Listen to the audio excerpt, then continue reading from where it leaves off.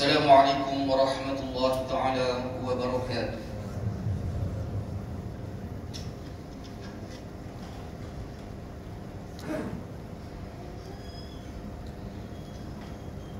Allahu Akbar, Allahu Akbar, Allahu Akbar, Allahu Akbar, Allahu Akbar, Allahu Akbar, Allahu Akbar, Allahu Akbar, walillahil hamd. Allahu Akbar kabira walhamdulillahi katsira wa subhanallahi bukratan wa asila. Alhamdulillahi alladhi wafaqana li'ibadati wa ja'ala hadha yawma farhan li'ibadihi muttaqin. Ashhadu an la ilaha illallah wa ashhadu anna sayyidina Muhammadan 'abduhu wa rasuluh. Allahumma salli wa sallim wa barik ala sayyidina Muhammad wa ala alihi wa ashabihi wa man tabi'ahu bi ihsan ila yaumiddin. Amma ba'du. Fa ya ayyuhal muslimun wal muslimat ittaqullaha tuqatih wa la tamutunna illa wa antum muslimun. Muslimat yang dimuliakan Allah Subhanahu wa taala, marilah kita tingkatkan ketakwaan kita ke hadirat Allah Subhanahu wa taala dengan melaksanakan segala perintah dan larangan dan meninggalkan segala larangannya. Mudah-mudahan kita menjadi insan beriman dan bertakwa, selamat di dunia, sejahtera di akhirat. Alhamdulillah, segala puji bagi Allah pada pagi yang barakah ini dengan limpahan rahmat ilahi. Sekali lagi kita berpeluang meraihkan Aidil Adha, menjadi tetamu di rumah Allah bagi menunaikan solat sunat Aidil Adha secara berjemaah.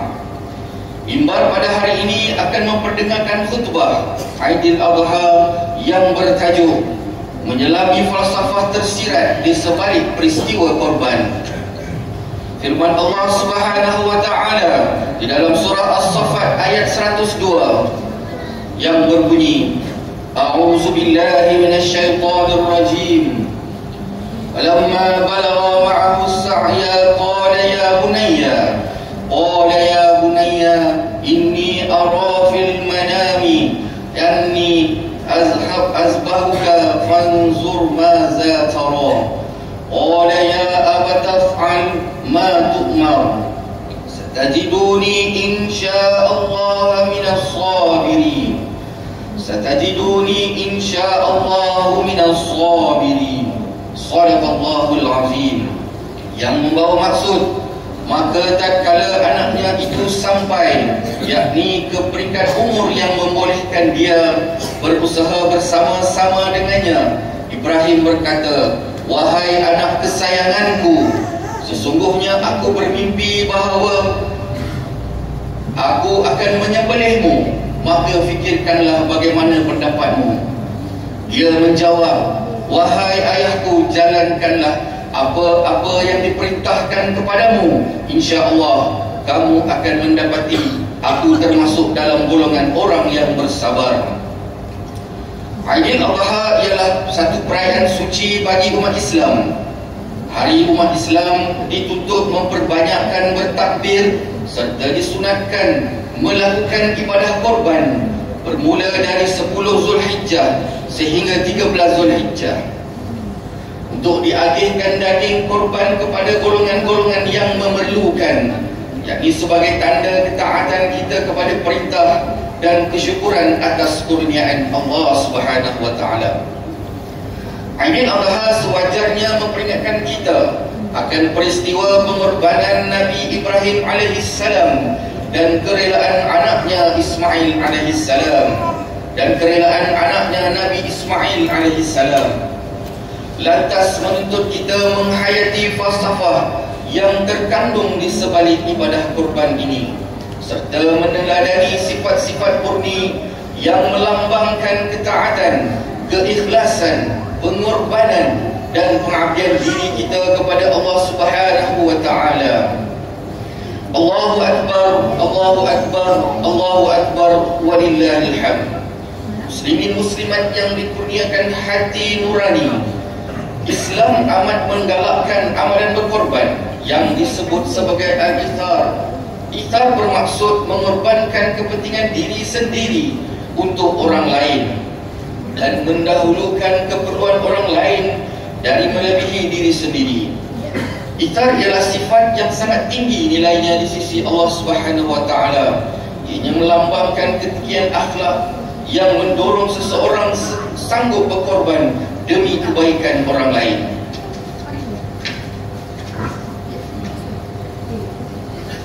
Nilai ithar ini terzahir melalui ibadah korban yang bukan hanya dilakukan melalui penyembelihan binatang ternakan, akan tetapi melalui menggugurkan sifat tamak yang juga menyisihkan sifat mementingkan diri. Ibadah korban mendidik umat agar bersedia berkorban, iaitu kerelaan memberi dan berkongsi, kerana yakin bahawa perkara yang akan dilakukan merupakan ibadah di sisi Allah Subhanahu wa taala yang tidak akan mendatangkan kerugian, tetapi sebaliknya membawa keberkatan.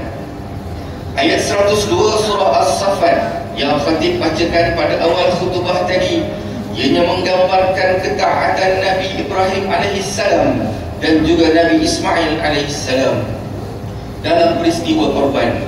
Saling redha meredai, menyerahkan nyawa untuk dilangsungkan penyembelihan anak kesayangan demi menjunjung perintah dari Ilahi. Bagaimanakah kita dapat mentafsir peristiwa ini dalam kehidupan seharian kita? Sedar atau tidak, kisah Nabi Ibrahim AS ini ialah kisah kita. Kita juga menghadapi ujian seperti Nabi Ibrahim AS. Nabi Ibrahim AS mempunyai anak bernama Ismail. Nabi Ismail AS hendaklah dilihat bukan sekadar anak, tetapi ianya melambangkan kurniaan ilahi yang amat kita sayangi, dan kurniaan ilahi yang amat disayangi oleh manusia datang dalam pelbagai bentuk. Yang disayangi oleh manusia yang datang dalam pelbagai bentuk. Ismail yang kita sayangi pada hari ini mungkin dalam bentuk kemasyhuran, darjat, pangkat, kuasa, gelaran, paras rupa, harta dan kekayaan. Perkara-perkara yang tanpa kita sedari sedang bertakhta di hati kita, dan dalam kealpaan menjadikan kita manusia yang semakin tamak, semakin haloba, semakin riak, dan semakin angkuh. Ismail yang kita amat sayangi mungkin kini menjelma dalam bentuk kediaman yang indah, kenderaan-kenderaan yang mewah, pakaian-pakaian cantik yang mahal, atau lebih memudaratkan lagi, sifat-sifat keji yang dibenarkan tumbuh subur di dalam jiwa kita, seperti sifat-sifat sombong, bongkak, riak dan takabur. Lantas, apakah yang perlu dikorbankan? Nabi Ibrahim AS tidak disuruh membunuh Nabi Ismail AS secara harfiah, tapi hikmah di sebalik perintah untuk menyembelih putera kesayangan itu, Allah Subhanahu wa taala sebenarnya menginginkan Nabi Ibrahim membunuh rasa hak memiliki Nabi Ismail AS. Raya korban ini bukan sekadar seruan untuk mengorbankan haiwan ternakan, tetapi peringatan untuk insan sedia mengorbankan rasa pemilikan terhadap harta, terhadap nikmat-nikmat dunia yang amat disayangi yang sedang bertakhta di hati kita. Raya korban hendaklah dijadikan peringatan untuk insan meleburkan sifat-sifat yang keji yang berdaki di dalam diri kita. Kerana hakikatnya semua yang kita miliki adalah kurniaan yang dijadikan ujian oleh Allah Subhanahu wa taala yang Maha Pemberi. Sama ada dalam bentuk darjat, pangkat, kuasa, gelaran, paras rupa dan harta kekayaan. Allahu Akbar, Allahu Akbar, Allahu Akbar, walillahil hamd. Muslimin muslimat rahimakumullah. Sifat isar digalakkan dalam urusan kehidupan dunia. Ianya merangkumi ibadat zakat, wakaf, hibah dan sedekah. Ithar juga boleh diamalkan dalam kegiatan bermasyarakat seperti tolong-menolong, gotong royong, menyertai program sukarelawan dan program kebajikan. Ithar juga boleh diamalkan pada perkara-perkara yang kita pandang ianya remeh, seperti berhemah ketika memandu di jalan raya, mendahulukan pejalan-pejalan kaki di garisan melintas, mendahulukan golongan berusia dan kanak-kanak, wanita dan ibu mengandung untuk menempatkan tempat duduk di dalam pengangkutan awam, serta memberi ruang kepada orang kelainan upaya dan berhemah apabila menggunakan kemudahan awam. Lawan kepada sifat ikhar ialah sifat-sifat yang mementingkan diri, seperti tamah loba dan enggan berkongsi. Walaupun sedikit dalam pelbagai nikmat dan kurniakan oleh ilahi, sifat-sifat buruk ini bukan sahaja menjauhkan kasih sayang ilahi, malah menjauhkan kasih sayang sesama manusia. Marilah kita mengambil pengajaran dengan menjadikan ibadah kurban sebagai medan untuk menghidupkan semula semangat kita. Mimbar pada pagi ini menyuruh ummah untuk memupuk sifat kita dalam jiwa melalui perkara-perkara tersebut. Pertama, laksanakan sembelihan binatang korban dengan niat semata-mata hanya kerana Allah Subhanahu Wa Taala. Lillahi Ta'ala. Utamakan agihan daging korban kepada yang lebih memerlukan, terutamanya kepada fakir miskin, anak-anak yatim, ibu-ibu tunggal, kurang-kurang upaya dan warga tua, mendahului daripada bahagian sendiri. Yang kedua, bersedia mengorbankan harta benda dan wang ringgit bagi membantu golongan yang sangat daif lagi memerlukan, termasuk saudara-saudara kita yang sedang menderita di bumi Palestin. Yang ketiga, mengorbankan fikiran, tenaga dan masa melibatkan diri dalam kegiatan kemasyarakatan untuk membantu kumpulan yang tertinggal dan terpinggir dalam arus kemajuan tanpa mengharapkan sebarang imbuhan. Dan yang keempat, mengamalkan sifat rendah diri dengan keinsafan bahawa setiap anak Adam itu adalah sama tarafnya dan berusaha meningkatkan takwa, kerana darjat kemuliaan di sisi Allah Subhanahu Wa Taala itu adalah ditentukan dengan takwa. Allahu Akbar, Allahu Akbar, Allahu Akbar, walillahil hamd.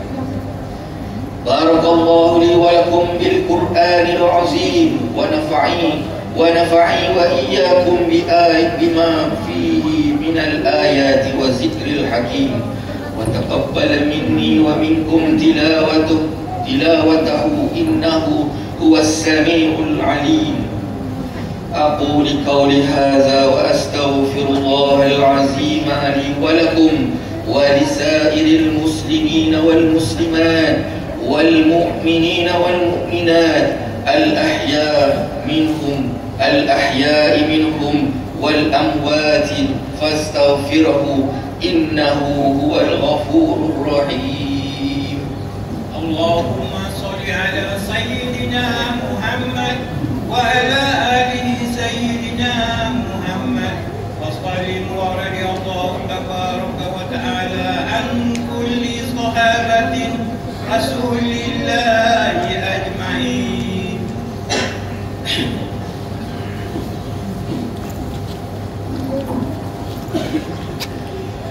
الله أكبر الله أكبر الله أكبر الله أكبر الله أكبر الله أكبر الله أكبر ولله الحمد. الله أكبر كبيرا والحمد لله كثيرا وسبحان الله بكرة وأصيلا. الحمد لله وحده صدق وعده ونصر عبده وأعز جنده وحزم الأحزاب وحده. أشهد أن لا إله إلا الله وحده لا شريك له وأشهد أن سيدنا محمدا عبده ورسوله. اللهم صل على سيدنا محمد وعلى آله وصحبه أجمعين. أما بعد، فيا أيها المسلمون والمسلمات، اتقوا الله وأطيعوه واعلموا أن الله يحب المتقين. الله أكبر، الله أكبر، الله أكبر، ولله الحمد. Hadirin hadirat yang dirahmati Allah Subhanahu wa taala, ketika kita sedang bersukaria untuk menyambut kedatangan Aidil Adha bersama dengan kaum keluarga, insaf dan hargailah pengorbanan saudara-saudara kita yang sedang melaksanakan pelbagai tugas fardu kifayah. Antaranya adalah anggota-anggota tentera, polis, bomba dan penyelamat, serta anggota rela.